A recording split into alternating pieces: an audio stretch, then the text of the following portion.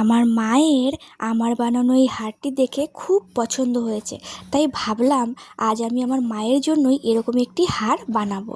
তাই নিয়ে নিলাম মায়েরই একটি শাড়ি ও সেখান থেকেই নিয়ে নিলাম একটি টুকরো। তো চলো মায়ের জন্য আজ হার বানানো যাক। তো এই টুকরোর সঙ্গে নিয়ে নিলাম আমি একটি কার্ডবোর্ড।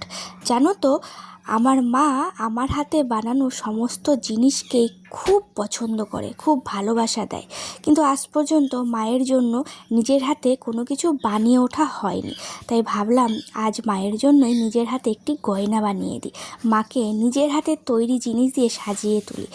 মাকে দেব বলেই এই ডিজাইনটা আমি স্বস্তিক রাখলাম। গত ভিডিওয় আমার একটি খুব ভালো বন্ধু পুতুল দাস আমাকে কমেন্ট করেছে যে তুমি কি শিখছো? আমি কিছু শিখছি না, ওটা আমার ডেঙ্গুর ট্রেনিং ছিল।